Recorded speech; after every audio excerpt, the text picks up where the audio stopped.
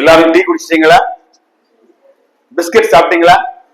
சரி, பிஸ்கட்டும் டீயும் குடிச்சது உண்மை அப்படின்னா நம்ம ஒரு பாடலை சேர்ந்து பாடுவோமா?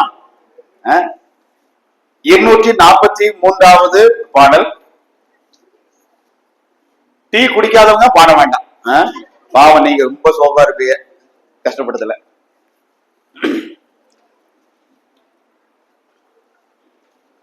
டூ 243. சீயோனிலே திட அஸ்திபாரம் கிறிஸ்துவே, அவர் நாளென்றும் நம்பும் கண்மலை, அவர் நாளென்றும் நம்பும் கண்மலை.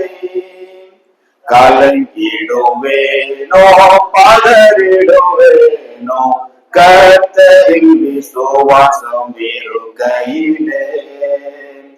கலங்கிடுவேனோ பதறிடுவேனோ, கர்த்தரின் விசுவாசம் இருக்கையிலே. அசையாய நம்பிக்கை நங்கூரமே, இயேசுவில் மாத்திரமே. அசைய நம்பிக்கை நங்கூரமே, இயேசுவில் மாத்திரமே. சீயோனிலே திட அஸ்திபாரம் கிறிஸ்துவே, அவர் நாளென்றும் நம்பும் கண்மலை, அவர் நாளென்றும் நம்பும் கண்மலை. புயல் அடித்தாலும் அலை மோதினாலும், எவர் எனக்கு எதிராய் எழும்பினாலும். புயல் அடித்தாலும்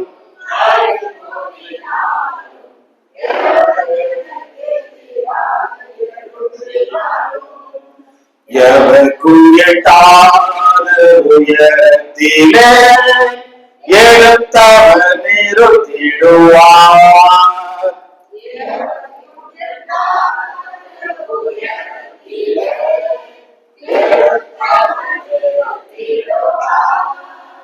சீயோனிலே திட அஸ்திபாரம் கிறிஸ்துவே, அவர் நாளென்றும் நம்பும் கண்மலை, அவர் நாளென்றும் நம்பும் கண்மலை. வியாதியினாலே காயம் வருதே, வாடிய மரண நிழல் சூழினும். வியாதியினாலே காயம் வருதே, வாடிய மரண நிழல் சூழினும். விசுவாசத்தின் கரத்தானவர் வார்த்தை நான் பற்றிடுவேன். விசுவாசத்தின் கரத்தானவர் வார்த்தை நான் பற்றிடுவேன். சீயோனிலே திட அஸ்திபாரம் கிறிஸ்துவே, அவர் நாளென்றும் நம்பும் கண்மலை, அவர் நாளென்றும் நம்பும் கண்மலை. மாபரிசுத்த விசுவாசத்தாலே மாபரிசுத்த ஸ்தலம் ஏறிடவே.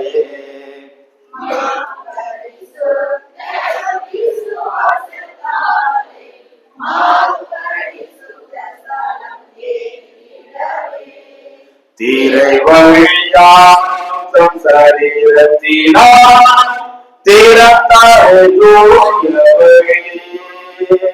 திரை வழியாய் தம் சரீரத்தினால் திறந்தாரே தூயவரே. சீயோனிலே திட அஸ்திபாரம் கிறிஸ்துவே, அவர் நாளென்றும் நம்பும் கண்மலை, அவர் நாளென்றும் நம்பும் கண்மலை. நான் விசுவாசிப்போன் நாடறிவேன், என்னையே படைத்திட்டேன் அவர் கரத்தில்.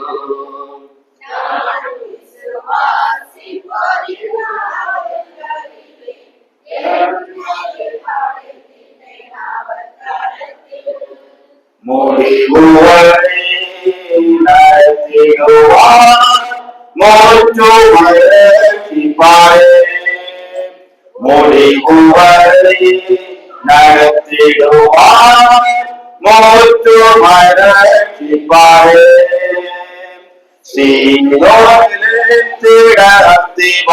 கிறிஸ்துவே அவர் நான் என்றும் நம்பும் கண்மலை அவர் நான் என்றும் நம்பும் கண்மலை.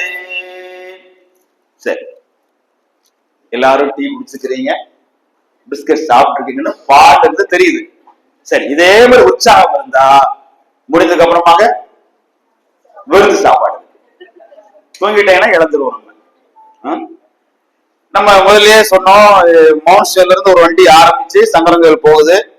எங்க உள்ள போக நமக்கு தெரியாது. ஆவியானவர் நம்ம நடத்தி கொண்டு வந்தாரு. கடைசி வரைக்கும் சங்கரங்கள்ல போய் தான் எல்லாரும் இறங்கணும். இடையில யாரும் இறங்கிற கொஞ்சம் பேர் இறங்கிட்டாங்க. மத்தியானம் சேர்ந்துருவாங்கன்னு நினைக்கிறேன். சில அடுத்து நம்ம சந்திச்சிடலாம். ஒருத்தர் பஸ்ல உட்கார்ந்துட்டு இருக்கும் போது 3 பேர் சீட்டு, இந்த பக்கத்துல உட்கார்ந்தவரு ஏறும்போது அவர் அப்படியே ரொம்ப கூர்மையா கவனிச்சாரு. இவர் பார்த்து என்னையா இப்படியே பார்த்துட்டு இருக்க அப்படின்னாரு. இல்ல ஒரு விஷயம் சொல்லணும். என்னையா என்ன சொல்ல போற? என்ன, ரொம்ப தூரமா டிராவல் பண்ணிட்டு வர்றேன், நைட் எல்லாம் கண் விழிப்பு, டியூட்டி வர நைட் டியூட்டி எல்லாம் பார்த்துட்டு வரேன். சிறப்பு என்ன சொல்ற? நீங்க எங்க வரைக்கும் போறீங்க? ஒரு உதாரணம் சொல்றேன். இப்ப திருநெல்வேலி பஸ் ஏறுறாங்க, எங்க வரைக்கும் போறீங்க? நான் ராஜாவோட வரைக்கும் போடும். ஒரு காரியம் செய்யுங்க, முரம்புன்னு ஒரு இடம் வரும், அங்க இறக்கி விட்டுருவீங்களா? சரியா? ஆனா எனக்கு ரொம்ப தூக்கத்துல பேசுற வழக்கம் இருக்கும். முரம்புல நான் இறங்க மாட்டேன்னு சொல்லுவேன். ஆனாலும் கட்டாயப்படுத்தி நீங்க இறக்கி விட்டுருங்க. எனக்கு மறதி ரொம்ப, அண்ணன் விட்டுறாதே, என்ன நான் ரொம்ப நாள் டயர்டா வந்துட்டு இருக்கேனே அப்படின்னு சொன்னாரு. 2 பேரும் உட்கார்ந்தாங்க. எழுப்புறன்னு சொன்னவர் அவரும் தூக்கிட்டாரு. கரிவலம் தாண்டி வருது, முரம்புன்னு கேட்ட உடனே எழுப்புறவரும் முடிச்சிட்டாரு. முடிச்சிட்டு இந்த ஆளை பிடிச்சு தள்ளுறாரு. அவன் நான் இங்க இறங்க வேண்டாம் அப்படிங்கிறான். நீ இங்கதான் இறங்குப்பா, நீ தானே சொன்ன இறங்கணும்னு சொல்லி. அண்ணன் நான் இங்க இறங்க, நீங்க இறங்கியா அப்படின்னு வலுக்கட்டாயமா அவரை கையையும் காலையும் பிடிச்சு கண்டக்டர் வேடிக்கை பார்த்துட்டு இருக்காரு. இவர் பிடிச்சு கீழே தள்ளிட்டாரு.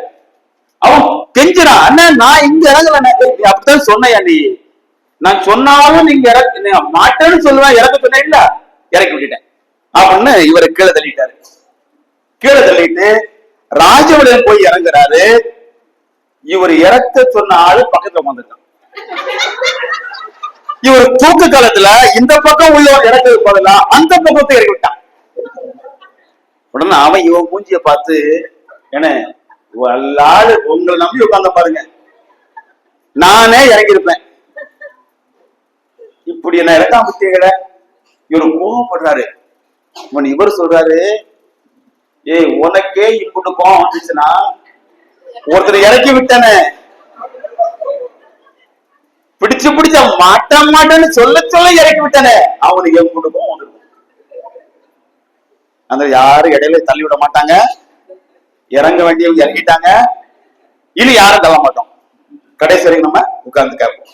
சரி, பிலிப்பியர் நிருபத்துல பிலமோன் நிருபத்தில் ஒரு முதல் பகுதியாக 6 வசனங்களை நாம சிந்திச்சோம். பல காரியங்களை ஆண்டவர் நமக்கு நினைப்பூட்டினார். சகோதரராக நம்ம இருக்கிறோம், சகோதரிகளாக இருக்கிறோம். அதை நம்ம அப்பப்போ உறுதிப்படுத்திக் கொண்டே இருக்கணும். இதற்கு பல்வேறு போராட்டங்கள் வரும், பல்வேறு இடையூறுகள் வரும்.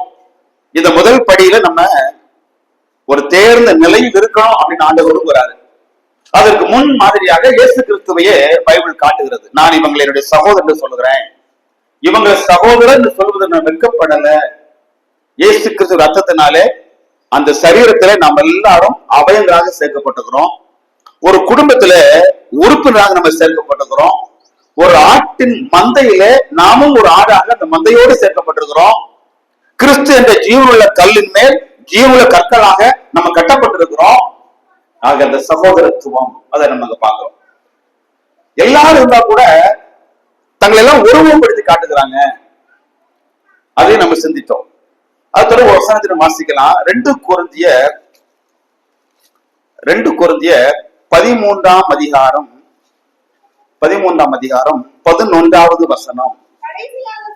கடைசியாக சகோதரரே சந்தோஷமா இருங்க, நற்சீர் பொருந்துங்க, ஆறுதல் அடையுங்க, ஏக சிந்தையா இருங்க, சமாதானமா இருங்க. இப்படி நீங்க இருந்தீங்கன்னா அன்புக்கும் சமாதானத்திற்கும் காரணராகிய தேவன். ஆமாங்க, நம்ம இப்படி எல்லாம் ஒருத்தருக்கு ஒருத்தர் ஏக சிந்தையா, நம்ம எல்லாரும் ஒரு சமாதானமா நம்ம அன்பா இருப்போமானால் அன்புக்கும் சமாதானம் காரணமாய் கர்த்தர் நம்மோடு கூட இருப்பார். இப்ப இந்த நிருபத்திலிருந்து நாம் அதை மறுபடியும் நினைவு கொண்டோம். எபேசியருக்கு பவுல் எழுதின நிருபத்துல 4ஆம் அதிகாரம், எபேசியர் 4ஆம் அதிகாரம், இவர் ஒரு புத்திமதி சொல்றாரு. 4ஆம் அதிகாரம் முதல் வசனத்துல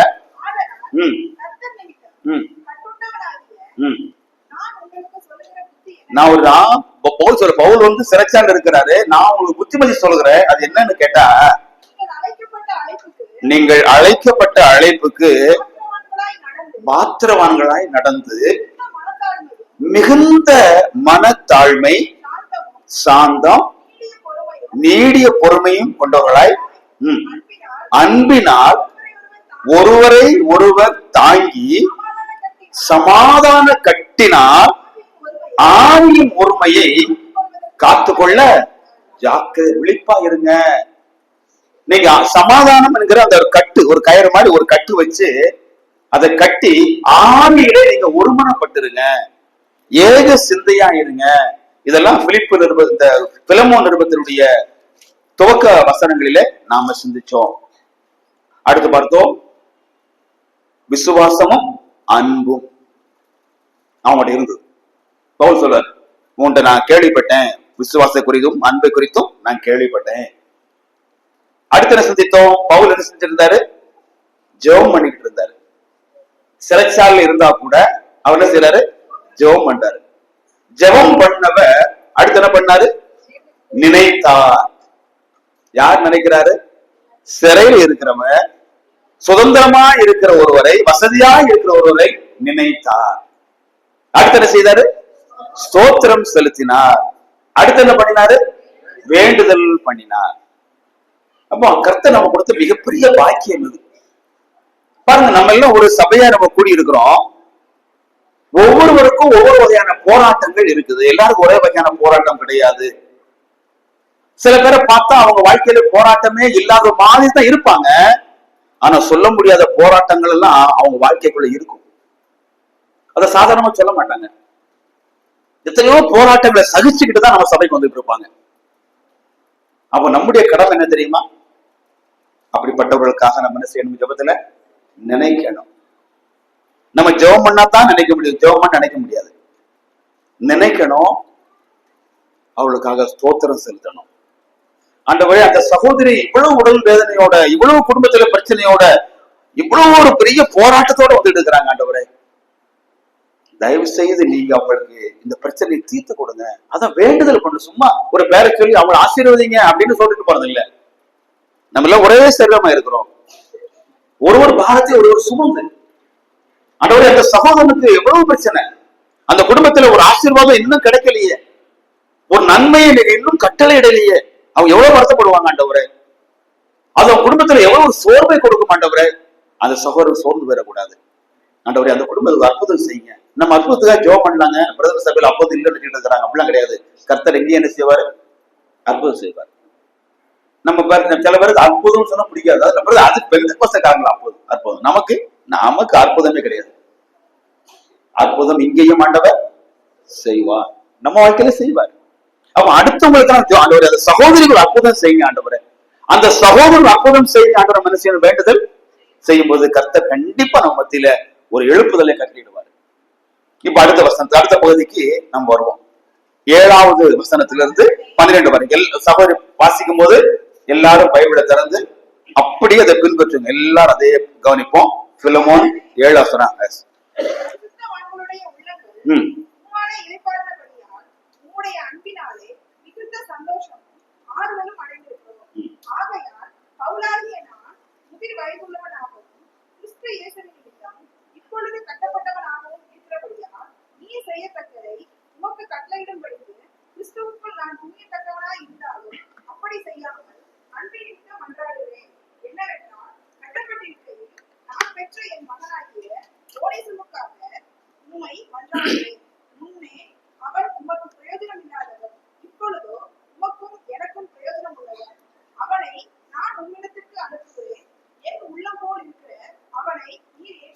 சந்தோஷம். இப்ப அடுத்த பகுதியை நம்ம சிந்திக்க போகிறோம். இதோ இந்த 12 வசனத்தோடு இன்னைக்கு நம்ம இந்த கூட்டத்தை முடிக்கிறோம். எவ்வளவு நேரம் அப்படிங்கிறத பிரதர் சொல்லியிருக்காரு. அது பரம ரகசியம். இந்த கூட்டம் எப்ப முடியும் அப்படிங்கிறது ஒரு பரம ரகசியம். பிரதர் பாக்காரு, என்ன ரகசியம்ங்கிறாரு. நீங்க பேசிக்கிட்டு இருங்க, ஒரு 12:45 சாப்பாடு ரெடி ஆயிரும், நாங்க வாட்டுக்கு போயிட்டு இருப்போம். அப்படி போயிடாதீங்க. சரி, 7ஆம் வசனத்துல பாருங்க, சகோதரனே தீமோத்தேயும் எனக்கு சகோதரன் தான், பிலேமோனே நீயும் எனக்கு சகோதரன். என் சகோதரனே, பரிசுத்தவான்கள் உள்ளங்கள் உம்மாலே இளைப்பாறினபடியால் உம்முடைய அன்பினாலே மிகுந்த சந்தோஷமும் ஆறுதலும் அடைந்திருக்கிறவர் இப்ப எங்க இருக்காரு? சிறையில் அடைபட்டிருக்காரு. வீட்டுக்கு அவர் வீட்டுல சொல்றாங்க இருக்கட்டும். இவருக்கு என்ன கிடைச்சதான்? சந்தோஷமும் ஆறுதல். ரொம்ப ஆறுதல் இருங்க, ரொம்ப சந்தோஷம். எதுக்கு? என்னை ரிலீஸ் பண்ணிட்டாங்கன்னு இல்ல, கிறிஸ்து நிமித்தம் நான் கட்டப்பட்டு தான் இருக்கிறேன். ஆனா என் மனசுல ஒரு சந்தோஷம் வருது, என் மனசுல ஒரு ஆறுதல் வருகிறது. தேவனுடைய பிள்ளைகளுக்கு உபத்திரவம் நீங்கினால்தான் சந்தோஷம் என்று இல்லை. இந்த வியாதி என் உடலை விட்டு போய் இனிமே நான் மாத்திரை மருந்து எடுக்காம, இனிமே நான் டாக்டர் கிட்ட போகாம, இனிமே எனக்கு பிரச்சனை இல்லாம, இனிமே என் வாழ்க்கையில போராட்டம் இல்லாம எப்போ எல்லாம் முடிந்து அமைதலாகுதோ அப்பந்தான் எனக்கு ஆறுதல் சந்தோஷம்னு ஒரு விசேஷம் செய்ய முடியாது, சொல்ல முடியாது. வாழ்க்கையில பல பிரச்சனை உபத்திரங்கள் இருந்தால் கூட ஒரு விசுவாசியால எப்படி இருக்க முடியுமா? ஆறுதலா இருக்க முடியும், சந்தோஷமா இருக்க முடியும். கர்த்தருக்கு சித்தமானால் அந்த போராட்டத்தையும் பிரச்சனையும் ஒரு முடிவு கட்டட்டும். இல்லைன்னா அந்த போராட்டத்தின் மத்தியிலும் கர்த்தர் நமக்கு என்ன தருவார் என்றால் ஆறுதலையும் சந்தோஷம் தருவார். ஒருவேளை யாராவது, பிரதர் நாங்க எவ்வளவு நாளா ஜெபம் பண்ணிட்டு இருக்கோம் பிரதர், எவ்வளவு நாளா நாங்க விசுவாசம் உபவாசம் இருந்தெல்லாம் நாங்க ஜெபம் பண்றோம் பிரதர், எங்களுக்கு இந்த பிரச்சனை தீரலையே, நாங்க எப்படி ஆறுதலா இருக்க முடியும், நாங்க எப்படி சந்தோஷமா இருக்க முடியும்? ஏன்னா பிலிப்பு நிருபத்துல பிலிப்பியருக்கு பவுல் எழுதும் பொழுதும் இங்கதான் இருக்கிறவரு சிறையில. பவுல் சிறையில் இருந்தபோது எழுதின நிருபங்கள் எதெல்லாம்? பவுல் சிறையில் இருக்கும்போது எழுதின நிருபங்கள் எவைகள் எல்லாம் இருக்கும்? எபேசியர், பிலிப்பியர், கொலோசையர், பிலமோன். இந்த 4 நிருபங்களும் அந்த தீமோத்தேயுல ஒரு சிறைச்சாலை இருக்கிறதா? இவைகள் சிறைச்சாலை இருக்கும் போது எழுதின நிருபங்கள். அப்படி இவர் சிறைச்சாலை இருக்கும் போது பிலிப்பியர் எழுதுறாரு, கர்த்தருக்குள் எப்பொழுதும் எழுதினதே எழுதுறது எனக்கு வருத்தம் இல்லை, மறுபடியும் சொல்றேன், நீங்க கர்த்தருக்குள் நீங்க எப்படி இருங்க. கர்த்தருடைய பிள்ளை, நமக்கு பிரச்சனைகள் நீங்காவிட்டால் கூட கர்த்தர் ஆறுதலையும் சமாதானத்தையும் அனுபவிப்பதற்கு தருவார். முடிவு கட்டினா கர்த்தர் முடிவு கட்டட்டும், முடிவு கட்டாவிட்டாலும் கர்த்தரால் ஆறுதல் படுத்தப்பட முடியும். இதே பவுல் வாழ்க்கையில நம்ம அடிக்கடி சிந்திக்கிற விஷயம்தான். அவர் ஒரு முள் கொடுக்கப்பட்டது. இந்த முள் சரீரத்தில் உள்ள உபாதை என்றுதான் பெரும்பாலும் நம்பப்படுவது உண்மையா இருக்கும். இதை நீக்கி போட வேண்டும் என்று ஆண்டு எத்தனை முறை கேட்டார் அவரு? ஆண்டவரே இவ்வளவுலாம் ஊழியம் பண்றேனே, எனக்கு இந்த பாடா, என் கண்ணுக்கு இந்த பிரச்சனை வரணுமா? நான் உங்களுக்கு தானே ஊழியம் பண்றேன். 3 முறை ஜெபம் பண்ணாரு, கர்த்தர் முள்ளை நீக்கவில்லை. இந்த முள் இருக்கட்டும், ஆனால் என் கிருபை உனக்கு போதும். உனக்கு பலவீனம் இருக்குது, என் பலனை அந்த பலவீனத்தில் நான் கொடுக்கிறேன். அப்படி சில நேரங்களில் சில பிரச்சனை கடைசி வரை கூட இருக்கலாம். அதனாலே விசுவாசிகள் ஆறுதலையும் சந்தோஷத்தையும் அடைய மாட்டார்கள் என்று நினைக்கவே கூடாது. அதன் நடுவில் கர்த்தர் சந்தோஷத்தையும் ஆறுதலையும் தருவார் என்பதற்கு பவுல் நல்ல ஒரு எடுத்துக்காட்டு. எவ்வளவு விசுவாசியா இருந்தாலும் நம்ம எல்லாம் சில தோண்டு போயிடுறோம். ஏன் எனக்கு, ஏன் எனக்கு இது, நான் என் பல விஷயங்கள் என்னை முன் வச்சுதான் நான் பேசுறேன். ஆண்டவர் ஏன் எனக்கு நீ அனுமதித்தீங்க, ஏன் எனக்கு என்று நம்ம கேள்வி கேட்போம். ஆனால் இது நம்முடைய முடிவு கிடையாது. கர்த்தர் அனுமதிக்காமல், கர்த்தருக்கு தெரியாம நம்ம வாழ்க்கையில எதுவுமே நடக்காது. ஒரு வெற்றியை கொடுத்தாலும் கர்த்தர் அறிந்து அனுமதித்து கொடுக்கிறாரு. ஒரு தோல்வியை தந்தாலும் அறிந்து அனுமதித்து தர்றாரு. வெற்றியோ தோல்வியோ கர்த்தர் நம்மை கைவிடுவதில்லை. அதை நடுவிலும் நம்ம நடத்தி கொண்டு போறாரு. ஆறுதலும் சந்தோஷமும் நான் அடைந்தேன். சரி, எதற்காக ஆறுதலும் சந்தோஷம் அடைந்தாராம்? 7ஆம் வசனத்திற்கு படிங்க சகோதரனே. பரிசுத்தவான்களுடைய உள்ளங்கள். பரிசுத்தவான்கள் யாரு? யாரு பரிசுத்தவான்கள்? விசுவாசிகள். என்னைக்காவது அந்த வார்த்தையை நம்ம பயன்படுத்தி இருக்கோமா?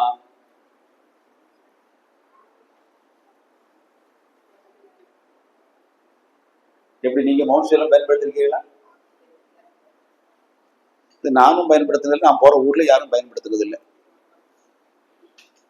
நம்மையும் பரிசுத்தவான்னு சொல்ல மாட்டோம், அடுத்தவங்களையும் தேவதாசனுமோ மூத்த ஊழியக்காரர், ஆண்டவருடைய பிள்ளை எல்லாம் சொல்லுவோம். ஆனா ஒரு வார்த்தை மட்டும் வாயில வர என்ன? பரிசுத்தவான்னு ஒரு நேரம் சொல்லுவோம். எப்ப சொல்லுங்க? கரெக்ட். யாரு சொன்னது? அப்பதான் பரிசுத்தவான். நம்ம பரிசுத்தவான் மரணம் கர்த்தருடைய பார்வைக்கு ஆண்டவரே, மரித்த இந்த சகோதரன் பரிசுத்தவான், மரித்த சகோதரி பரிசுத்தவான். ஆக இவருடைய மரணம் நமக்கு சாகர வரைக்கும் பரிசுத்தவான் ஒரு சரி போறாது. பரிசுத்தவான் என்று அழைக்கப்பட வேண்டுமானால் ஃப்ரீசர் பாக்ஸ் வேணும். அதுக்குள்ள போகும்போது தான் பரிசுத்தவான் இருப்பாரு. ஆனா பைபிள் சொல்லுகிறது நீங்கள் யாரு? அது நம்ம வாழ்க்கையில் நமக்கு அதை சுதந்திரத்துக்குள்ள நமக்கு ஒரு தைரியம் வரமாட்டேங்குது. இப்ப நீங்க பிரதர் அனௌன்ஸ் பண்ணாரு, கொஞ்சம் கற்பனை பாருங்க. சில நாட்களாக பலவீனமாய் இருந்த நம்முடைய சகோதரன் பரிசுத்தவான் சைமன். ஆமா, இவன் தாடி கீடி வச்சுட்டு வந்துருக்காரு போல. சரிதான், ஏதோ நடந்திருக்கு. நினைப்பாங்க, ஏன் அவர் இல்ல வேற ஆளா இருக்கும். அந்த வார்த்தையை கேட்டால் நமக்கு ஒரு அலர்ச்சி மாதிரி வருது இல்ல? நம்மளே சொல்ல மாட்டோம், அடுத்தவங்களையும் சொல்ல மாட்டோம். ஆனா பைபிள் சொன்னீங்க யாரு? நீங்க இயேசுவின் ஜனம் நாம், பயமின்றி நமக்கென்ன, பரிசுத்தர் அவர் நம்மை நடத்திடுவார், பரிசுத்தர் அவர் நம்மை நடத்தி. தேவன் நம்மை பரிசுத்தராகத்தான் அழைச்சிருக்கிறாரு, பரிசுத்தராகத்தான் காண்கிறார். அப்ப அதுல ஏதாவது தயக்கம் இருக்குமானால் நம்மை தான் அந்த நிலைக்கு நம்ம சரிப்படுத்திக்கணும். அந்த பொறுப்பு நம்ம ஆண்ட கொடுத்திருக்காரு. இப்ப பரிசுத்தவான்களுடைய உள்ளங்கள் உம்மால் என்ன செஞ்சதான்? இளைப்பாறினது. அப்ப என்ன புரிஞ்சுக்கிறோம்? இவங்க பரிசுத்தவான்களை இருக்கிறாங்க, ஆனா உள்ளத்துல அவங்களுக்கு என்ன இல்ல? இளைப்பாறுதல் இல்ல. அப்படின்னா சமாதானம் இல்லைன்னு அர்த்தம் கிடையாது. முன்புதான் படித்தோம், பிரச்சனை இருந்தா என்ன இருக்கும்? சமாதானமும் சந்தோஷம் ஆறுதலும் இருக்கும். ஆனா இங்க சொல்றது பரிசுத்தவான்களா இருக்கிறாங்க, அவங்க உள்ளங்களுக்கு ஒரு ஆறுதல். பிள்ளைமோனே, நீங்க இளைப்பாறுதல கொடுத்தீங்க, அந்த பரிசுத்தவான் உள்ளங்களை இளைப்பாச்சுனீங்க. அதுக்கு ஒரே ஒரு சின்ன, நமக்கு டைம் இல்லைன்னா ஒரே வசனத்தை வச்சு நம்ம ஞாபகப்படுத்துவோம். 2 தீமோத்தேயு 1ஆம் அதிகாரம், 2 தீமோத்தேயு 1ஆம் அதிகாரம் 16வது வசனம். ஒனேசிப்போரின் வீட்டாருக்கு கர்த்தர் இரக்கம் கட்டளையிடட்டும். ஏன்? அவன் அநேக தரம் என்னை இளைப்பாற்றினான். அடுத்து, என் விலங்கை குறித்து வெட்கப்படல. ஒனேசிமு வீட்டார் நான் சோர்வா இருந்த போது என்னை இளைப்பாற்றினான். நான் விலங்கு போடப்பட்டிருக்கிறேன், சிறைப்படுத்தப்பட்டிருக்கிறேன், அதை குறித்து என்ன செய்யல? வெட்கப்படல. இவனை என் கூட சேர்த்துக்கிட்டா மத்தவங்க என்ன நினைப்பாங்க? என்னுடைய கௌரவம் போயிருமே, என்னுடைய மரியாதைக்கு பங்கம் ஆயிருமே. அவன் வெட்கப்படல. ஒரு விஷயம் 2 விஷயம் இல்ல, அநேக முறை பவுலாகி என்ன அவன் இளைப்பாற்றினான். எத்தனையோ உள்ளங்கள் இளைப்பாறாமல் இருக்கிறது. எவ்வளவோ போராட்டங்களை தவித்துக் கொண்டிருக்கிறாங்க. ஒருவேளை ஆண்டவர் நமக்கு அந்த நல் வாய்ப்புகளை கொடுத்தார். நம்முடைய பொறுப்பு என்ன தெரியுமா? அந்த உள்ளங்களை இளைப்பாற பண்ணுது. இது யாருடைய பண்பு? மத்தியில படிக்கிறோம், வருத்தப்பட்டு பாரம் சுமப்பவர்களே நீங்கள் எல்லாரும் பாருங்க, நான் உங்களுக்கு இயேசுக்கு சொன்ன பண்பு வருத்தப்படுறவங்களுக்கு பாரம் சுமக்கிறவங்களுக்கு இளைப்பாறுதலை கொடுத்தல். அந்த இயேசு கிறிஸ்துவின் பிள்ளைகளாய நமக்கும் அந்த பண்பு இருக்கணும். அவர் இளைப்பாறு தர்றாரு, நான் இயேசாண்டோடைய பிள்ளை, எனக்கும் என்ன இருக்கணும், இளைப்பாற்றக்கூடிய ஒரு பண்பு இருக்கணும். நம்முடைய அன்பினாலே அவங்க இளைப்பாற பண்ணாங்க. கர்த்தர் சில விஷயங்கள் நமக்கு அதுதான் கையில தந்திருக்கலாம், சில அனுபவத்தினூட கர்த்தர் நம்மை நடத்தி இருக்கலாம், சில ஆசீர்வாதங்களை, நன்மைகளை, வசதிகளை கர்த்தர் நமக்கு தந்திருக்கலாம். எதற்காக தெரியுமா? சிலரை இளைப்பாற பண்ணுவதற்காக. யோசேப்பு சொன்னார்ல, நீங்க எனக்கு தீமை செஞ்சீங்க, கர்த்தர் செய்றேன், என்னை கொல்ல பார்த்தீங்க, ஜீவ ரட்சனை செய்யும்படி. இன்னைக்கு உங்க கண்களுக்கு முன்னால இந்த பார்வோன் அரண்மனையில நான் மிகப்பெரிய பதவியில இருக்கிறேன் அப்படிங்கிறது எனக்கு கிடைத்த பெருமை அல்ல, உங்களை எல்லாம் காப்பாற்றணும்னு சொல்லி கர்த்தர் எனக்கு இந்த பதவியை கொடுத்திருக்காரு. எத்தனை நேரங்களை நம்ம சுயத்துல திருப்தி கொண்டோம். கர்த்தரை கொடுத்த இந்த வேலை, கர்த்தர் கொடுத்த இந்த வியாபாரம், கர்த்தர் கொடுத்த இந்த சம்பளம், கர்த்தர் கொடுத்த இந்த வாகனம், கர்த்தர் தந்த இந்த வீடு, கர்த்தர் தந்த அந்த உடல் ஆரோக்கியம், நான் மட்டும் சந்தோஷப்படணும், என் குடும்பம் மட்டும் ஆண்டவருக்கு அனுபவிச்சு ஆண்டவரே ஸ்தோத்திரம், ஆண்டவரே துதி, ஆண்டவர் நன்றி என்று சொல்வதற்காக மட்டுமல்ல, எத்தனையோ தவித்துக் கொண்டிருக்கிற உள்ளங்களை இளைப்பாற்றுவதற்காக கர்த்தர் வாகனத்தை தந்திருக்கலாம், கர்த்தர் இந்த வசதிய பணத்தை நமக்கு தந்திருக்கலாம், கர்த்தர் இந்த வேலை, இந்த தொழிலை, இந்த வியாபாரத்தை நமக்கு தந்திருக்கலாம், ஒரு உடல் ஆரோக்கியம் தந்திருக்கலாம், தெரியாது. அப்போ அநேக பரிசுத்தவன் இளைப்பாறப்படணும். அப்படி பாருங்க, நம்ம ஒருத்தருக்கு ஒருத்தர் அப்படி உதவி செய்வோமானால் நிறைய பேர் தவிப்பில் இருப்பாங்களா? இருக்க மாட்டாங்க. ஒருவருக்கு உதவி செய்வாங்க. அதுதான் கிறிஸ்தவம், அதுதான் இயேசுவின் சீஷத்துவம். அந்த 7ஆம் வசனம், திரும்ப 7ஆம் வசனம் படிப்போம்.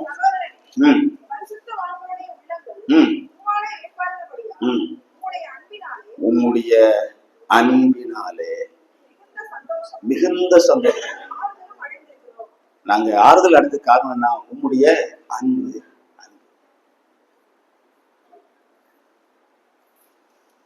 ஒன்று யோவான் எழுதின முதல் நிருபம் 3ஆம் அதிகாரம் 18வது வசனம். என் பிள்ளைகளே, வசனத்தினாலும் நாவினாலும் அல்ல, கிரியையினாலும் உண்மையினாலும். அன்பு ஒரு வார்த்தை அளவில் மட்டும் அல்ல, அது உண்மையா இருக்கணும், அது கிரியையில் இருக்கணும். அன்பு கூறுகிறேன் என்று வார்த்தையினால் மட்டும் சொல்றது அல்ல, அந்த அன்பை கிரியையில் காட்டும். கிரியை இல்லாத விசுவாசம் செத்தது என்று யாக்கோபு சொல்றாரு. அப்ப கிரியை இல்லாத அன்பு எப்படி உண்மையா இருக்க முடியும்? அன்பு இருக்குமானால் அது செயலிலே காட்டப்படட்டும். பிலேமோன் சொல்றாரு, நாங்க மிகுந்த சந்தோஷம், ஆறுதல் அடைந்தோம், காரணம் உம்முடைய அன்பு எத்தனையோ பரிசுத்தவான்களை இளைப்பாற பண்ணினது. ஒருவேளை நம்ம 2 வகையா இருக்கலாம் நம்ம கூட்டத்திலேயே. இப்ப நம்ம ஒரு 50 பேர் 60 பேர் இருக்கிறோம், நமக்குள்ளேயே 2 பிரிவு இருக்கலாம். சில பேர் பல்வேறு போராட்டத்தினாலே அலை போல அடிக்கப்பட்டு சோர்வுற்று இருக்கலாம்.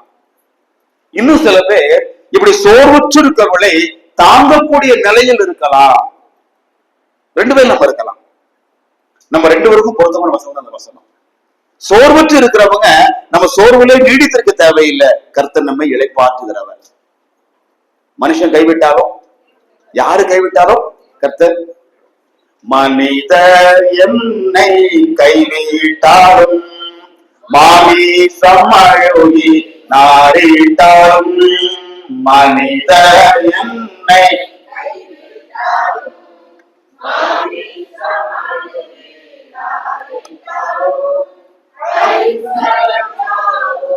அழைத்திட்டாலும் என்று தள்ளிவிட்டாலும், விட்டாலும் ஐஸ்வர்யம் யாரும் அழித்திட்டாலும் என்று தள்ளிவே. உலகம் தள்ளிடலாம். ஐஸ்வர்யம் இல்ல உங்ககிட்ட, நீ எனக்கு வேண்டாம், நீ எனக்கு தேவையில்லை, எனக்கு எல்லாமே போச்சு நினைத்தாலும் இயேசு போதுமே, இயேசு போதுமே என்ற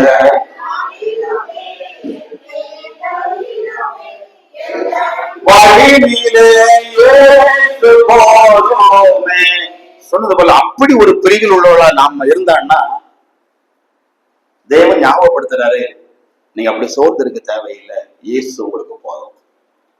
எத்தனையோ பேர் கைவிட்டு இருக்கலாம், உங்கள் மேல உங்களுக்கே நம்பிக்கை இல்லாமல் போயிருக்கலாம், ஆனா சோர்ந்து இருக்க தேவையில்லை, கர்த்தர் உங்களை கைவிட மாட்டார். அடுத்த பிரிவு, தேவன் மற்றவர்கள் இளைப்பாற்றக்கூடிய நிலையை நம்ம வைத்திருந்தால் அந்த கடமையை நம்ம என்ன செய்யணும், செய்யணும். அந்த அன்பை செயலிலே நம்ம காட்டணும். இதை நமக்கு ஞாபகப்படுத்துறாரு. நம்ம அடுத்த வசனத்துக்கு வருவோம். ஆகையால் பவுலாகிய நான் முதிர் வயது உள்ளவனாகவும் இயேசு கிறிஸ்துவின் நிமித்தம் இப்பொழுது கட்டப்பட்டவனாகவும் இருக்கிறபடியால் நீர் செய்யத்தக்கதை உமக்கு கட்டளையிடும் படிக்கு கிறிஸ்துவுக்குள் நான் துணியத்தக்கவனாய் இருந்தும் அப்படி செய்யாமல். பாருங்க, அடுத்து பவுல் எல்லாம் நல்ல ஒரு எடுத்துக்காட்டா இருக்காரு பாருங்க. பிலமோன் இவரோட வயசு குறைஞ்சவர் தான், இவருக்கு வயது அதிகமா இருக்குது, சிறையில இருக்கிறாரு. இவங்க ரெண்டு பேருக்குள்ள அன்பு இருக்குது, நல்ல அன்புனால மரியாதையும் இந்த பிலமோன் பவுலு கொடுப்பாரு. இப்போ என்ன செய்வாருன்னா, இதை செய் அப்படின்னு உன் மேல அதிகாரம் செலுத்துவதற்கு எனக்கு சுதந்திரம் இருக்குது, எனக்கு தகுதி இருக்கு. இந்த மாதிரி உனசு வராரு, கூப்பிடுங்கப்பா, நான் சொல்றேன் செய், அது எனக்கு அதிகாரம் இருக்கு. ஆனா அதிகாரம் எப்படி நான் செய்ய விரும்பல. அன்பினாலே பொதுவா நம்ம ஊர்ல சொல்லுவோம், அதிகாரம் பண்ணியெல்லாம் நடக்காது. அன்பினாலே எங்கெல்லாம் அதிகாரம் தோற்று போகிறதோ அங்கெல்லாம் அன்பு ஜெயிக்கும். அதுக்கு நல்ல முன்மாதிரி ஆண்டவராகிய இயேசு கிறிஸ்து. எத்தனையோ சாம்ராஜ்யங்கள் அதிகாரம் கொண்டு பல நாடுகளை 127 நாடுகளை ஆண்டவர்களா இருந்தாங்க. நீங்க அங்க இருக்காங்க. இயேசு கிறிஸ்து கையில் எடுத்த ஒரே ஆயுதம், அவர்கிட்ட அடிதடி ஆயுதம் கிடையாது, அவருக்கு ரசிகர் பட்டாளம் எல்லாம் கிடையாது, கையில வெடிகுண்டு, ஈட்டி, அம்பு, பட்டயம், அவருக்காக தற்கொலை படை இருந்துச்சா? எதுவுமே இல்லை. இது வச்சிருந்தவங்க எல்லாம் இன்னைக்கு இடம் தெரியாம போயிட்டாங்க. ஆனா இயேசுவின் சேனை இன்னைக்கும் வளர்ந்துகிட்டே இருக்கு, இன்னைக்கும் வளர்ந்துகிட்டே இருக்கு. எவ்வளவு நெருக்கடி, எவ்வளவு போராட்டம். வட ஒரிசாவில போனா இன்னைக்கு இறந்த ஒரு சகோதரனை சொந்த இடத்துல அடக்கம் பண்ண முடியல. சத்தீஸ்கர் போன்ற இடங்கள்ல அங்க போயிட்டு வந்தவங்க சொன்னாங்க, நம்முடைய எத்தனையோ சகோதரர் மீது பொய்யான புகார் கொடுத்து ஜெயில அடைச்சு வச்சிருக்காங்க. நம்ம இன்னைக்கு சுதந்திரம் அங்க பாட்டு பாடிட்டு இருக்கிறோம், அவங்க அப்படி பாட முடியல. ஒருத்தரை ஒருத்தர் சந்திச்சு ஆண்டவருக்கு நன்றி செலுத்த கூட்டம் நடத்த முடியல. எத்தனையோ சபை கட்டணங்கள் கூட்டப்பட்டிருக்கிறது, எத்தனையோ கோர்ட்ல போய் கேஸ் கொடுத்து, போலீஸ்ல கேஸ் கொடுத்து நம்ம இந்தியாவில் நடந்துகிட்டு இருக்கு. ஆனாலும் ஒழிக்க முடியல. காரணம் என்ன? கிறிஸ்து எடுத்த ஆயுதம் அன்பு. அன்பு உன்னில் நீ அன்பாய் இருப்பது போல. அப்படி இதுவரைக்கும் உலகத்துல ஒருத்தனும் சொன்னதும் இல்லை, ஒருத்தனும் செஞ்சதும் இல்லை. எல்லாரும் அதிகாரத்தை வச்சுதான் பார்த்துட்டு இருந்தாங்க. ஆனா அந்த அதிகாரத்துக்கெல்லாம் ஒரு முடிவு வந்துச்சு. ஆனா இந்த அதிகாரம், இந்த அன்புக்கு ஒரு முடிவே இல்லை. அதான் சொல்றாரு, இந்த அன்பு மிகப்பெரிய ஒரு ஆயுதம். ஒருவேளை நமக்கு அந்த அதிகாரம் இருக்கக்கூடிய நிலைமை இருந்தால் கூட வசனம் என்ன சொல்கிறது, அந்த அதிகாரத்தை நீங்க என்ன செய்யாதீங்க, பயன்படுத்தாதீங்க. அந்த அதிகாரத்துக்கு நீங்க ஓரமா வைங்க. அதிகாரம் செலுத்த உங்களுக்கு அந்த வாய்ப்பு இருக்குது, தகுதி இருக்குது. ஆனா காரியம் சாதிக்க வேண்டுமானால் அந்த அதிகாரத்தை ஒதுக்கி வச்சு வாங்க, அன்புக்கு வாங்க. அன்புக்கு எல்லாரும் அடிமைப்பட்டுருவாங்க. ஏங்க, நம்ம சபை வாழ்க்கையில எத்தனை முறை இந்த அன்பை நம்ம கைவிட்டுட்டோம். நம்ம ஒருத்தருக்கு மேல ஒருத்தர் அன்பினாலே சாதிக்க வேண்டிய பல விஷயங்களை ஒரு போட்டி மனப்பான்மையில, ஒரு பொறாமை மனப்பான்மையில எத்தனை நம்ம நழுவ விட்டோம் பாத்தீங்களா? அதனால எத்தனையோ தோல்விகள் நம்ம வாழ்க்கையில வந்திருக்கத்தான் செய்யுது, இல்லைன்னு சொல்ல முடியாது. ஆனா இன்னைக்கு கர்த்தர் நமக்கு ஞாபகப்படுத்துறாரு, மகனே மகளே, அது வேண்டாங்க. நீ பெரியவனா நான் பெரியவனா, நீ சொல்றத நான் கேட்கணுமா, நான் சொல்ல நீ கேட்க மாட்டியா, அவங்க பிள்ளைதான் வரணுமா, நம்ம பிள்ளை வரக்கூடாதா? வேண்டாம் வேண்டாம். ஒருவேளை நம்ம செய்யற நமக்கு சாட்டுகிற குற்றம் உண்மையாவும் நியாயமாக இருக்கலாம். வேண்டாம் வேண்டாம். என்னுடைய மீட்பர் இயேசு கிறிஸ்து தகுதி இல்லாம பாடுபடும் போதும் அன்பை கைவிடல். அப்ப நமக்கு இல்ல இந்த அன்பு நிலைச்சிருக்குமானா நல்லா இருக்கும். சொல்ற, எனக்கு வயசு ஆகி போச்சுப்பா, இதை செய்யணும் உனக்கு நான் கட்டளையிட முடியும், ஆனா வேண்டாம். அன்பினால் என்ன செய்யறாராம்? மன்றாடுகிறார். மன்றாடுகிறார் அப்படின்னா, தயவு செஞ்சு நான் கேட்டுக்கிறேன், நான் தாழ்த்திக்கிறேன்பா, எனக்கு அதிகாரம் இருக்குது, நான் அதிகாரத்தை பயன்படுத்தவில்லை என்பது மட்டும் இல்ல, நான் தாழ்மைய பிளீஸ் பிளீஸ் தயவு செஞ்சு தயவு செஞ்சு. நம்ம பிளீஸ் தயவு செஞ்சுங்கிற வார்த்தை எப்போ பயன்படுத்துவோம்? அதிகாரம் இருக்கும் போதா, அதிகாரம் இல்லாத போதா? அதிகாரம் இருக்கும் போது பிளீஸ்ங்கிற வார்த்தை நம்ம ஊர் பாஷை சுட்டு போட்டாலும் வராது.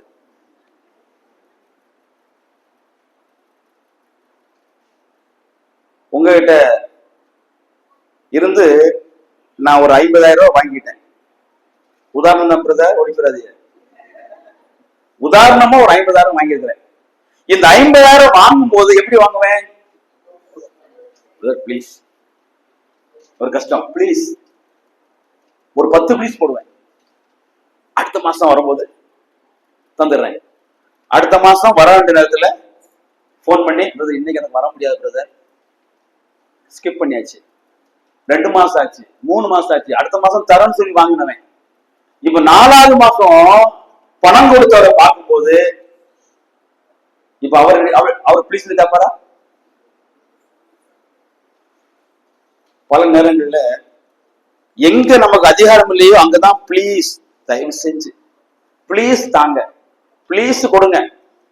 அதிகாரம் இருக்கும்போது அந்த பிளீஸ் வராது, தயவு செஞ்சு வராது. தரையா மாட்டீங்களா? சொன்னா கேட்க மாட்டியா? ஒரு முறை சொல்லுவேன், 2 முறை சொல்லுவேன், அப்புறம் மனுஷன் இருக்க மாட்டேன். அன்பு இருக்காது, ஒண்ணு இருக்காது. நான் இவர் என்ன சொல்ல பாருங்க, எனக்கு அதிகாரம் இருக்குது, ஆனாலும் அதிகாரத்தை நான் கையில் எடுக்கல, அன்பினாலே மன்றாடுகிறேன். யாருக்கா மன்றாடுகிறாரு? அடுத்த சொன்னோம் என்னவென்றால், கட்டப்பட்டு இருக்கையில் நான் பெற்ற என் மகனாகிய எனக்காக நான் மன்றாடல. பிலேமோன், நீ வசதி படைச்சவன், நான் கட்டப்பட்டிருக்கிறேன், எனக்கு நீ ஏதாவது கொடுத்து அனுப்புப்பா, எனக்கு ஏதாவது உதவி செய்யப்பா. எனக்காக நான் மன்றாடல, வேற ஒருவனுக்காக நான் மன்றாடி கொண்டிருக்கிறேன். அவன் யார்? நான் கட்டப்பட்டிருக்கையில் நான் பெற்ற என் மகன். சில நேரங்கள்ல இந்த வசனத்தை முதல்ல படிக்க நினைப்பாங்க, பவுல் பெத்த பிள்ளைதான் யாரு பேசிருக்காங்க. பவுல் கல்யாணம் முடிக்கவில்லை. யார் யார் சொன்னது? பிள்ளை இருக்கு. யார் அவரு? ஒரு பிள்ளை பதிருக்காரியா? அந்த பெற்ற அர்த்த தலைவர் இங்க நான் சொல்ல எளிமையான விஷயம், ஒருவேளை அந்த அடிப்படை இல்லாதது சொல்லலாம். அப்படி சில மேலோட்டமாக வேதத்தை படித்தல். ஒரு முறை ஒரு போய் பிரசங்கம் பண்ணும்போது, தான் முதல் பெயர் சபா மட்டும் உள்ள, படிச்சிருக்கீங்களா சாமுவேல் எல்லாம்? தான் முதல் பெயர் சபா மட்டும்.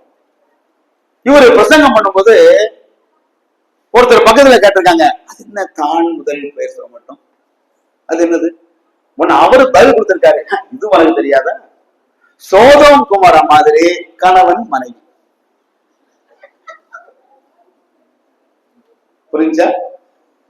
அப்ப சோதோம் குமாரும் தெரியல, தான் பேசவும் தெரியல.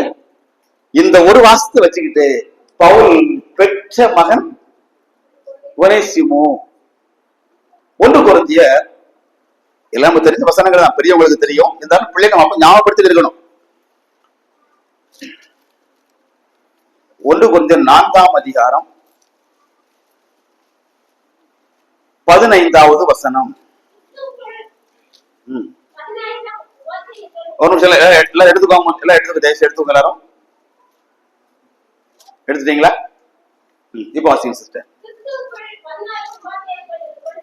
கிறிஸ்துவுக்குள் 10,000 உபாத்தியர்கள் உங்களுக்கு இருந்தாலும் தகப்பன்மார் அநேகர் உங்களுக்கு இல்லையே. அடுத்து, கிறிஸ்து இயேசுவுக்குள் சுவிசேஷத்தினால் நான் உங்களை பெற்றேன். இதுதான் அந்த பெற்றல் அர்த்தம். உங்களுக்கு எத்தனையோ பேர் போதனை செய்கிறாங்க, உங்களுக்கு வாத்தியாரா இருக்கிறாங்க, ஆனா பெற்றெடுத்த அனுபவம் கிடையாது. சுவிசேஷத்தை உங்களுக்கு அறிவித்து உங்களை நான் பெற்றெடுத்தேன். கிறிஸ்து உங்களுக்குள் உருவாக நான் கர்ப்ப வேதனைப்படுகிறேன். அப்ப இந்த பெற்றெடுத்தல் என்ன சொல்றாருன்னா, இந்த ஒனேசிமு இப்படி வந்துட்டான், இந்த வந்த இவனை சுவிசேஷத்தை அறிவித்து நான் இவனை பெற்றெடுத்தேன். அப்படின்னா நான் இவனை விசுவாசியாக உருவாக்கி இருக்கிறேன். இப்போ ஒனேசிமுவுக்கும் பவுலுக்கும் இடையில் இருந்த அந்த ஒரு பந்தம், அந்த ஒரு சொந்தம், அந்த உறவு என்ன உறவுனா தகப்பன் மகன். இது சாதாரணமா வராது. தெசலோனிக்கருக்கு பவுல் எழுதுறாரு, 1 தெசலோனிக்கேயர் 2ஆம் அதிகாரம் 12வது வசனம். தகப்பன் தன் பிள்ளைகளுக்கு சொல்வது போல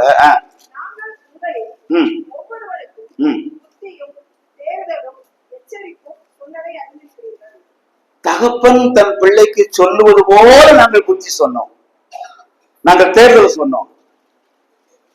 ஒரு தகப்பன் தன் பிள்ளைக்கு சொல்லும் போது அதுக்குள்ள ஒரு அன்பு இருக்கும், அதற்குள்ள ஒரு உரிமை இருக்கும், அதற்குள்ள ஒரு எதிர்பார்ப்பு இருக்கும், அதற்குள்ள ஒரு அதிகாரமும் இருக்கும். அதைத்தான் பவுல் இங்க சொன்னாங்க. நாங்க தெசலோனிக்கேயர் இருந்த உங்களுக்கு ஒரு தகப்பன் சொல்றது மாதிரி சொன்னோம். ஒரு தகப்பன் தன் பிள்ளைக்கு நல்ல ஆலோசனை கொடுக்கும் போது, நான் சொல்றது கேட்டா நல்லா இருப்பேன், இல்லைன்னா சீரழிஞ்சு நாசம் போயிடுவேன் அப்படின்னு ஒருவேளை சொன்னால் கூட சில பெற்றோரை நம்ம சில விரக்தியில் அந்த வார்த்தையை சொல்லிடலாம். ஆனா உண்மையிலே சொன்னதை நம்ம நிறைவேற்றுவோமா? என் பேச்சை கேட்கல, என் பிள்ளை நாசமா போட்டோம் விடுவோமா? ஒருவேளை மனுஷன் அந்த அந்த மன அழுத்தத்துல, அந்த முற்கோபத்துல அந்த வார்த்தைகளை ஒரு சுவாசியோட சொல்லிட்டா கூட அப்புறமா இனிமே எப்படி சொன்னா இவ கேட்பா, என் மகா கேட்பா, எப்படி சொன்னா என் மகன் கேட்பான், யாரு சொன்னா கேட்பாங்க, அந்த ஒரு உள்ள நமக்கு ஒரு மனசுல வருது பாத்தீங்களா? அதுதான் சொல்றாரு, தகப்பனை போல. நான் சொல்றதை கேட்காம கெட்டு போயிருச்சு அப்படிங்கறத நம்ம நியாயப்படுத்த மாட்டோம். அதான் தகப்பன் உள்ள பரிவு. இங்க எப்படின்னு தெரியல, பல இடங்கள்ல பாத்தீங்கன்னா ஒரு வாலிப பையன், அவங்க கூட ஒரு 3-4 பையங்க இருக்கிறாங்க. இவங்க 3-4 பையங்களுமே சரியில்லை.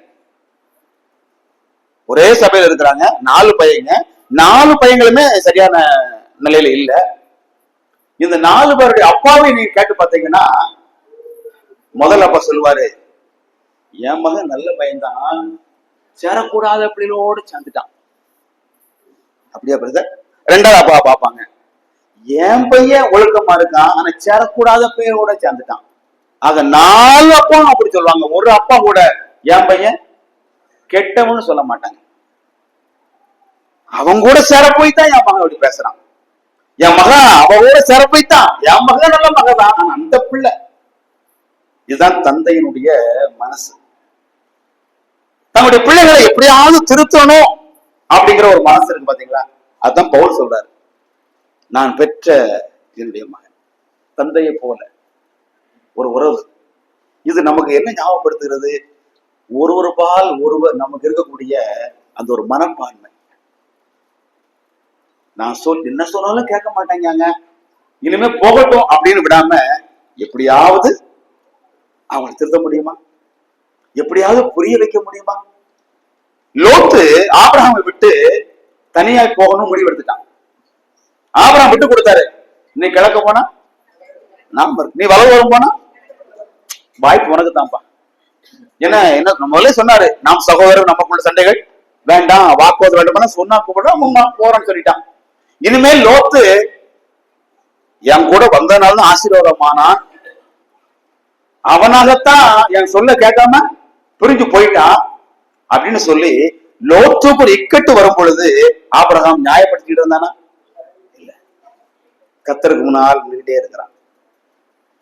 ஆபிரகாம் இன்னும் நின்று கொண்டிருந்தான். நாங்க படிக்கிறோம், ஆண்டவரே ஒருவேளை 50 பேர் இருந்தாங்கன்னா நீங்க அழிச்சிருவீங்களா? 50 இல்ல, ஒரு 5 குறைஞ்சு 45னா அந்த கோவப்பட்டுறாதீங்க, ஒரு 40 பேர் இருந்தா இல்ல அழிக்க மாட்டேன். மறுபடியும் மனசு விட மாட்டேங்குது, ஆண்டவரே நான் தூளும் சாம்பலமா இருக்கேன், ஒரு 30 பேர் இருந்தா அழிப்பீங்களா? இல்ல, ஒரு 20 பேரு, ஒரு 10 பேரு. இதெல்லாம் யாருக்கா பேசிட்டு இருக்காரு? அந்த லோத்து, தன்னை விட்டு போன ஒரு லோத்து, தன்னை விட்டு பிரிந்து போன ஒரு லோத்து அழிஞ்சிடக்கூடாது. அவன் என்னை மதிக்காம போயிட்டான், அவன் என்னை விட்டுட்டு போயிட்டான், அவன் அழிஞ்சிடக்கூடாது. ஒரு தகப்பனுடைய ஒரு இருதயம் எத்தனையோ நேரங்கள்ல நம்முடைய சக வாழ்க்கையில வெறுத்து போய், ஆண்டவரை நினைச்சாலும் அவன் திருந்த மாட்டான். அந்த குடும்பம் வரவே வராது, முடிவு எடுத்துறோம்ல. தகப்பனை போன்ற இருதயம். சரி, தொடர்ந்து அடுத்த வருஷம் வருவோம். அவனுக்காக என்ன செய்யறானா, நான் பெற்ற ஒனேசிமுக்காக நான் மன்றாடுகிறேன். நான் மன்றாட வேண்டுமானால் அந்த உரிமை இல்லை என்றால் மன்றாட முடியாது. எனக்கு அந்த உரிமை, எனக்கு அந்த அவசரம் இருந்தா தான் மன்றாட முடியும்.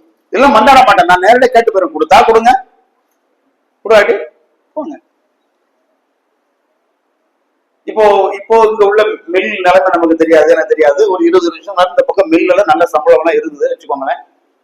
அப்ப அந்த மில்ல ஒரு வேலைக்காக இன்னொரு சகோடைய மகன் என்கிட்ட கொடுத்து, அங்கு அந்த இடத்துல போய் நீங்க இந்த அப்ளிகேஷன் கொடுத்து வேலை கேளுங்க அப்படிங்கிறாங்க. அப்ப நான் போய் மேனேஜரை பாக்குறேன், இந்த அப்ளிகேஷன் கொடுக்குறேன், இந்த பையனை வேலை கெடுங்க அப்படிங்கிறேன். உடனே அவர் சொல்றாரு, இப்போ வேலை கொஞ்சம் கஷ்டம், அடுத்து நான் என்ன செய்வேன்? சரி விடுதலை தம்பி, நீ சொன்னப்பா போய் கொடுத்தேன், இப்ப ஆள் எடுக்கலையா, முடிஞ்சு போச்சு. சரி, இதை என் மகனுக்கு கேட்டால் எப்படி செய்வானே? உடனே வந்துருவானா? நம்பர் வாங்கிக்கோங்க சார், ஏதாவது ட்ரை பண்ணுங்க, ஏதாவது ஒரு போஸ்ட் தான் கொடுங்க. ஏன்? அது ஏன் மகன் இல்ல, அந்த தேவை வருது, அந்த உணர்வு. சிலவங்க பஸ்ல கை காட்டுவதை பச்சை கண்டுபிடிச்சிடலாம். ஒரு பஸ் வேகமா போகும், இந்த பஸ் ஸ்டாப்ல நிக்குமா நிக்காதா, நிறுத்தணுமா அப்படிங்கிறத அங்க இருந்து நம்ம டிரைவர் கணிச்சிருவாரு. இவங்க என்ன செய்வாங்கன்னா கைய இப்படி நீட்டுவாங்க. அப்படின்னா அவர் பார்த்து வரி பண்ணி கொண்டோம், அவசரம் இல்ல, நீ சௌரியமா நின்னா நான் ஏறி வரேன், இல்லாட்ட போய். அவசரமா சில இடத்துக்கு போகணும், இந்த பஸ்ஸை விட்டா வழி இல்ல, அப்ப எப்படி கை நீட்டுவாங்க?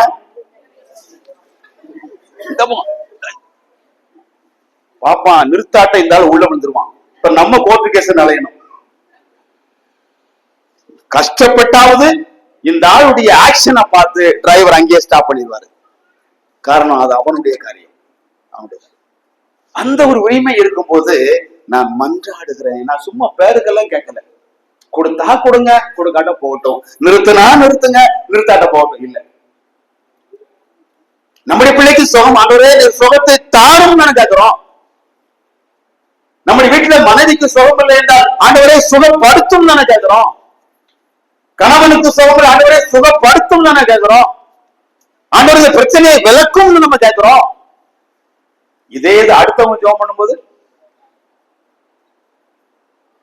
அதே அழுத்தத்துல கேட்கிறோமா, இல்லைன்னா பரிசுத்தத்துல வளர்ந்து பக்குவப்பட்டு ஆண்டவரை உங்களுடைய சித்தம் இருந்தா சௌரிய சுகப்படுத்துங்க, எடுத்துட்டு போறதா சித்தம்னா எடுத்துட்டு போங்க, கொடுத்தா கொடுங்க, கொடுத்தாலும் உமக்கு ஸ்தோத்திரம், சகோதரன் எடுத்துக்கிட்டாலும் ஸ்தோத்திரம். அந்த மனப்பான்மை இல்லை. இவனுக்காக நான் மன்றாடுகிறேன். அடுத்து, முன்னே அவன் உமக்கு பிரயோஜனம் இல்லாதவன், இப்பொழுதோ உமக்கும் எனக்கும். பாருங்க, ஒனேசிமோ அப்படிங்கிற பேருக்கு பிரயோஜனம் உள்ளவன், யூஸ்ஃபுல் அப்படிதான் அர்த்தம். இவனுக்கு பேர் என்ன பேரு?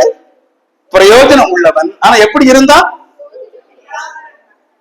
நமக்கு பெரிய பாடம் இருக்குல்ல.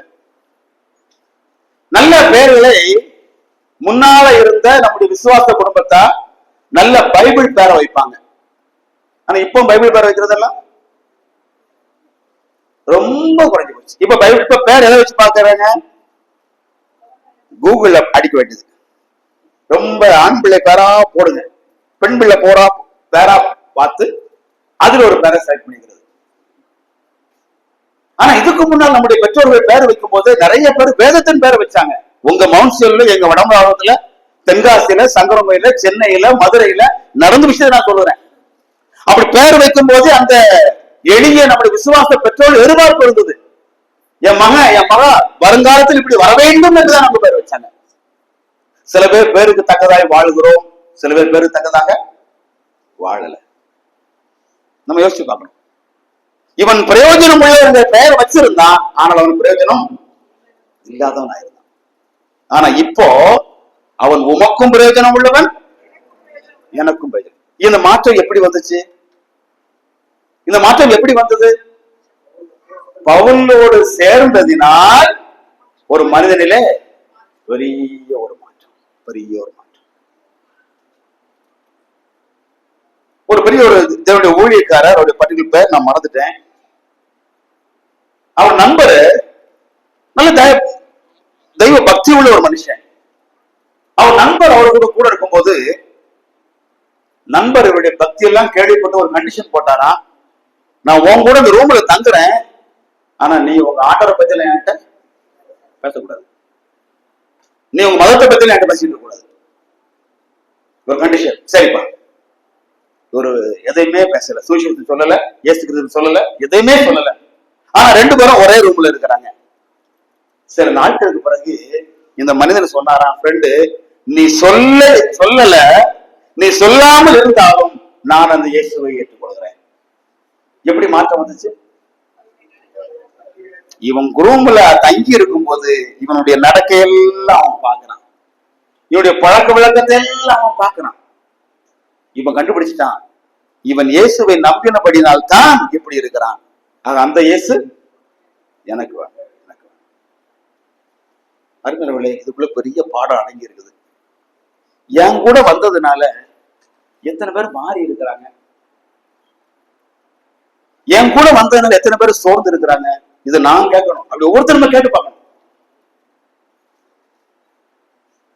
இந்த பவுலுடைய வாழ்க்கையில இவன் சந்திச்சதுனாலே ஒரு வருத்தமான விஷயம் தெரியுமா? நான் கேள்விப்படுகிறேன், நீங்களும் கேள்வி தெரியாது. சில பேர் ஆண்டவரை சொன்ன உடனே சொல்றாங்க, நீங்க சொன்னதெல்லாம் நாங்க ஏத்துக்கிறோம், எல்லாம் சரிதான். ஆனா ஒரு பிரச்சனை. என்ன பிரச்சனை? இந்த அவங்க அந்த மோட்சத்துக்கு வருவாங்களா? அப்ப நாங்க எங்களுக்கு மோட்சம் வேணும், பரலோகம் வேணும். ஆனா அந்த சபையில அந்த குடும்பம் மோட்சத்துக்கு வந்தா அந்த மோட்சம் எங்களுக்கு வேண்டாம். இனி அவங்க இல்லாத மோட்சம் இருந்தா நாங்க வரோம். நம்முடைய நடக்கையில நிறைய பேரு விசுவாசத்துக்கே வர்றதுக்கு தயங்கிட்டு இருக்கிறாங்க. பவுல் வாழ்க்கையில அவரோடு அவனுடைய வாழ்க்கையை பார்த்தவங்க, அருமையான பிள்ளைகளை, வாலிப பிள்ளைகளை உங்களுக்கு சொல்லுவோம், உங்களுடைய நடக்கையை பார்த்து உங்க கூட இருக்கிறவங்க ஆண்டவரை ஏற்றுக்கொள்ளணும். நீங்க பேசுகிற அந்த விதம், நீங்க மரியாதையா பேசுகிறது, அன்றைக்கு படிக்க வேண்டிய பாடத்தை நீங்க படிக்கிறது, நீங்க உங்க புக்கு உங்களுடைய எல்லாத்தையும் நீட்டா வச்சிருக்கிறது. உங்க பேக்கை பார்த்தாலே இது கிறிஸ்தவ பிள்ளையுடைய பேக். அந்த ஒவ்வொரு புக்கும் பைண்ட் பண்ணி அட்டை போட்டு நோட்டை ரொம்ப அழகா வச்சிருந்து ஹோம்ஒர்க் எல்லாம் கரெக்டா செஞ்சு மரியாதையா பேசி நீங்க பழகுறத பார்த்தாலே உங்க கூட சேர்ந்தோம் புரிஞ்சுக்கணும் இவன் ஆண்டவருடைய பிள்ளை. அப்ப நீங்க சொல்லாமலேயே அவங்க ஆண்டவரை ஏற்றுக்கொள்வாங்க. பிள்ளைகள் மட்டுமல்ல, நமக்கும் தாங்க. நம்ம பார்க்கிறவங்க வார்த்தை இல்லாமலே ஆண்டவரை அங்கீகரிப்பதற்கு பல விஷயத்தில் இருக்க முடியும். ஒரு முறை ஒரு சகோதரர் ஊழியம் செய்கிறவர் ஊழியத்தின் நிமித்தம் போகும்போது இன்னொரு வீட்டுல நைட்டு தங்கி இருந்திருக்காரு. ராத்திரி ஒரு 10 மணி எல்லாம் தாண்டிடுச்சு. மறுநாளும் மீட்டிங் இருக்குது. ஆனா கிச்சன்ல சவுண்ட் வந்துட்டு இருக்குது. அந்த சகோதரி, அந்த வீட்டு சகோதரி கிச்சன்ல இருக்கிற பாத்திரங்கள், அந்த தட்டு, டம்ளர், எல்லா சட்டிப்பாங்க அவ்வளவு போட்டு கழுவிட்டு இருக்கிறாங்க.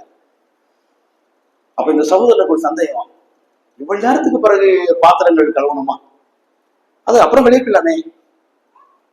பார்த்துட்டு மறுநாள் காலைல கேட்டாராம், ஏன் சிஸ்டர், நான் நாளைக்கு மீட்டிங் இருக்கு, ராத்திரி அவ்வளவு நேரம் உட்காந்து வேற வேலை பார்த்த பாத்திரத்தை போட்டு கழுவிட்டு இருக்கீங்கள?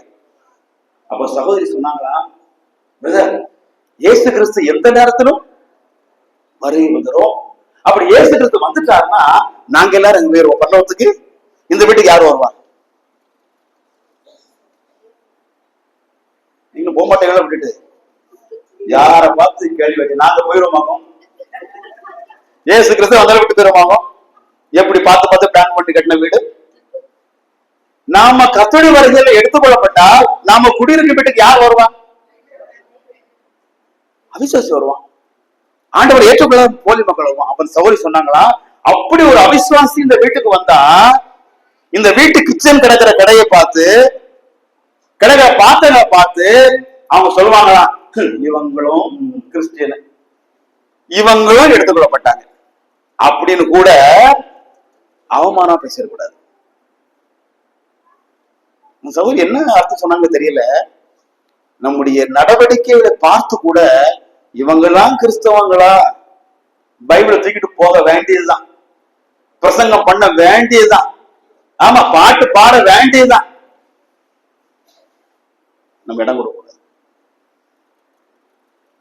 பிரயோஜனம் இல்லாத அவன் என்னிடத்தில் வந்ததுனால இப்போ பிரயோஜனம் உள்ளவன். இப்ப உமக்கு மட்டுமல்ல எனக்கும் பிரயோஜனம். ஒரு முழுமையான ஒரு மாற்றம், ஒரு முழுமையான ஒரு மாற்றம். நாம் மாறணும், மற்றவர்களை மாற்றக்கூடிய நிலையில் நம்ம இருக்கணும். கிறிஸ்துவுக்குள் எங்களை எப்போதும் சிறக்க பண்ணி எல்லா இடங்களும் அவர் அறிகிற அறிவின் வாசனையை வெளிப்படுத்துகிற தேவனுக்கு ஸ்தோத்திரம். சிறைச்சாலை இருந்தா கூட அந்த வாசனைக்கு எந்த குறையும் இல்லை. அரண்மனை, போத்திபாருடைய வீடு, அக்கினி சூளை, எங்க இருந்தாலும் அந்த வாசனைக்கு எந்த குறையும்.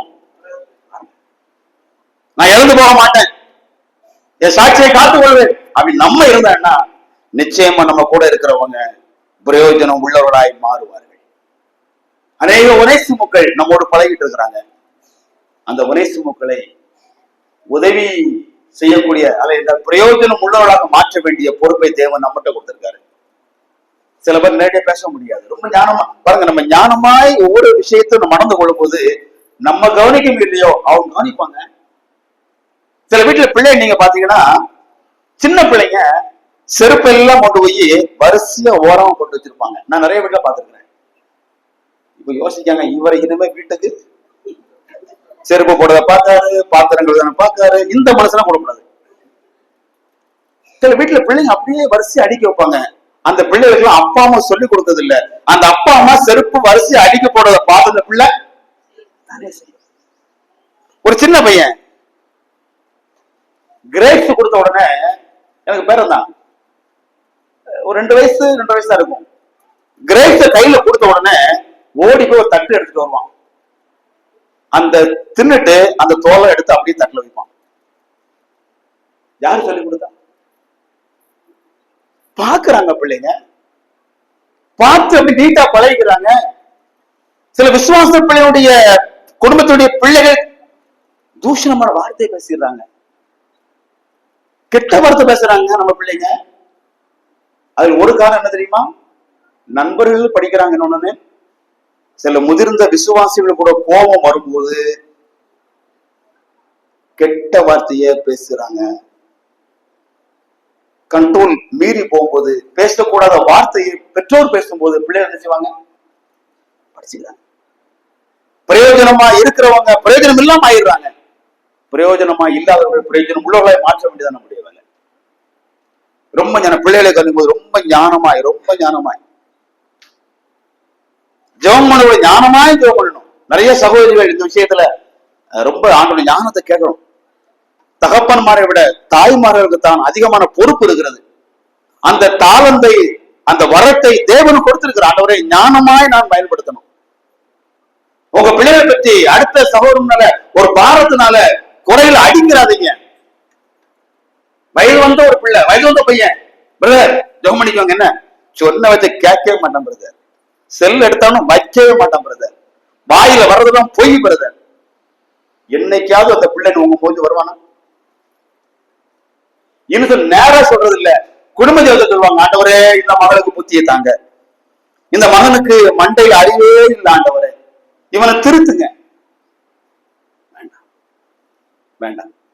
நம்முடைய நல்ல செயல்களினாலே, நம்முடைய நல்ல நடவடிக்கையினாலே நம்முடைய பிள்ளைகள் மாறுவாங்க. ரொம்ப ஞானமா நம்ம கையாளணும். பழைய மாதிரி பிள்ளைகள் இல்லை. அவங்களுடைய அனுபவங்கள், அவங்களுடைய சூழல்கள், அவங்க சந்திக்கிற வாழ்க்கையினுடைய பின்னணியில் ரொம்ப வித்தியாசமா இருக்குது.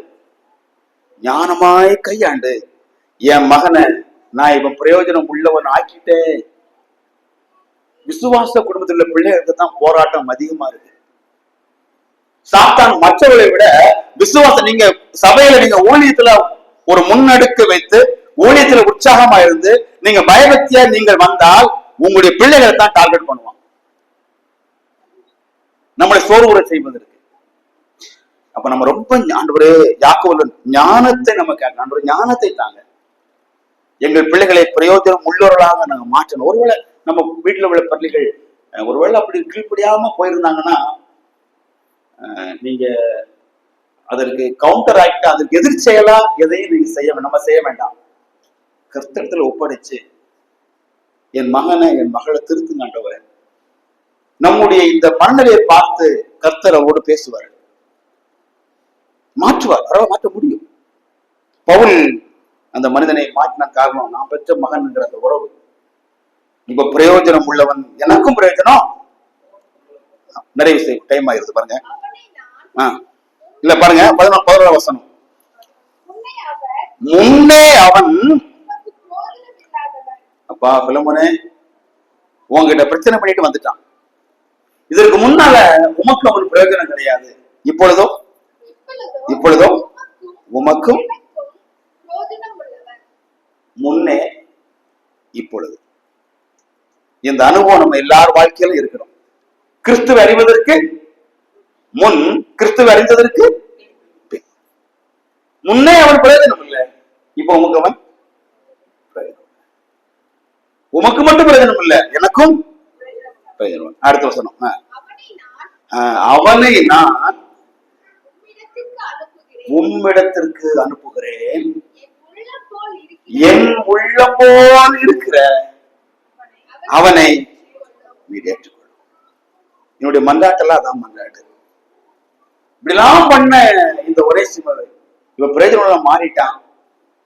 இப்போ ஒனேசிமர் நிமித்தமாக நான் உங்ககிட்ட ஒரே விஷயத்த கெஞ்சி கேட்கிறேன், என் உள்ள போல இருக்கிற அவன். என் மனசை பார்க்கணும்னா அவனை பார்த்தா போதும். நான் இப்ப அவனை அனுப்புகிறேன், நீர் அவனை ஏற்றுக்கொள்.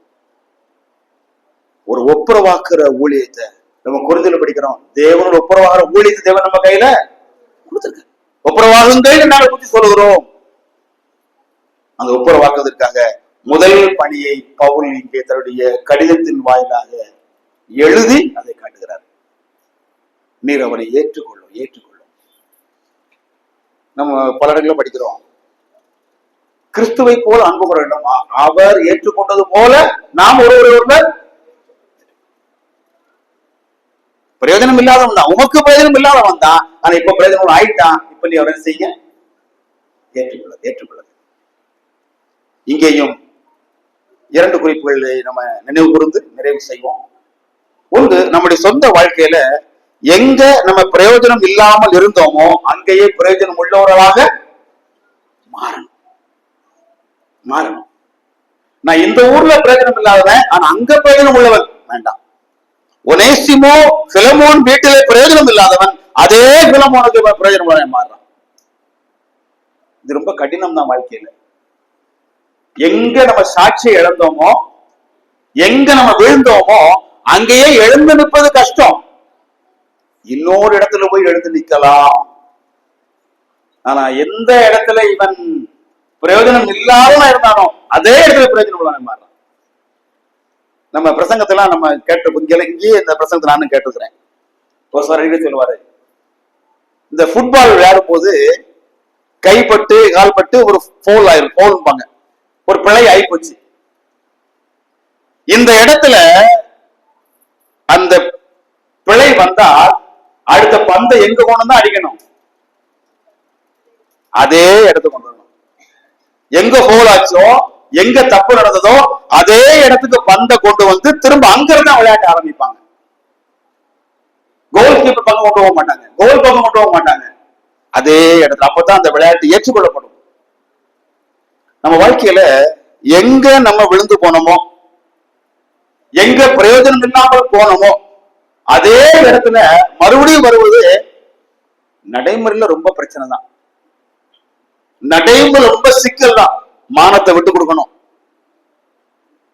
பல விஷயங்களை சகிக்கணும், ஆனால் அதை செய்யணும்னு பைபிள் நமக்கு சொல்லுது.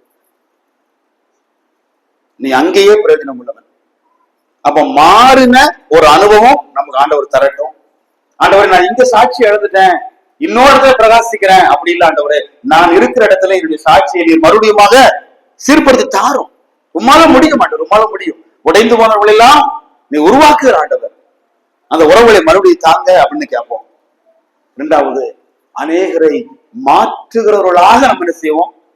செயல்படுவோம். அடுத்து சொல்கிறார், ஏற்றுக்கொள்ளும். மற்றவர்களை ஏற்றுக்கொள்வதற்கு நடுவராக செயல்பட வேண்டிய ஒரு பெரிய பொறுப்பு நம்ம இருக்குது. நம்ம இயேசு கிறிஸ்துவின் பிள்ளைகள். தேவன் ஒருவரே, தேவனுக்கும் மனுஷனுக்கும் மத்தியஸ்தரும் அந்த ஒருவர் யார்? கிறிஸ்து. மனுஷனாகிய கிறிஸ்து, தம்ம ஜீவனை கொடுத்த இயேசு கிறிஸ்து. அவருடைய பிள்ளைகளை நமக்கும் ஒரு பொறுப்பு இருக்குது. ஏற்றுக்கொள்ளுங்க அப்படின்னு மற்றவங்க நல்லதுக்காக சொல்ல வேண்டிய விஷயம். அடுத்த விஷயம், ஏற்றுக்கொள்ளணும்னு சொன்னார் இல்லையா? ஏற்றுக்கொள்ளக்கூடிய பண்பு நம்மகிட்ட இருக்கு. நீங்க என்னன்னாலும் சொல்லுங்க, ஆனா அவன் மட்டும் இங்க அவன் 2000 ரூபாய் கலாண்டு போயிட்டான் பிரதர், 10 லட்சத்தை ஏமாத்திட்டு போயிட்டான், போட்டும், அதோட போட்டும். இனிமே அவன் ரூபாயும் வேண்டாம், அவன் சவகாசம் வேண்டாம். அப்படித்தான் நான் முடிவெடுப்பேன், அப்படித்தான் நம்ம பண்ண முடிவெடுப்போம். ஆனா பவுல் சொல்றாரு, இல்லப்பா, அவன் பிரயோஜனம் இல்லாத பிரயோஜனம் உள்ள ஆயிட்டான், நீ அவனை ஏற்றுக்கொள். கிறிஸ்து ஏற்றுக்கொண்டார், கிறிஸ்து ஏற்றுக்கொண்டார், நீங்களும் ஒருவர் ஏற்றுக்கொள்ளுங்க. ஆகவே இந்த காரியங்களை பவுல் வாழ்க்கையில, ஒனேசிமு வாழ்க்கையில, பிலேமோன் வாழ்க்கை விஷயங்களை நாம் மறுபடி சிந்திப்பது தேவன் உதவி செய்தார். நடைமுறைப்படுத்த தேவன் கிருபை செய்யட்டும். கர்த்தருக்கு சித்தமானால் அடுத்து வரும் பொழுது 13ஆம் வசனத்திலிருந்து உள்ள விஷயங்களை சிந்திக்க தேவன் கிருபை செய்யட்டும். எல்லாரும் உற்சாகமாய் கலந்து கொண்டு, உற்சாகமாய் இதுல கவனமாய் கலந்து கொண்டது உண்மையிலே மிக சந்தோஷம். சத்தியத்தை நடைமுறைப்படுத்தி கடைபிடிக்க தேவன் உதவி செய்வாராக. தேவனுக்கு சதாகால மகிமை உண்டாவதாக.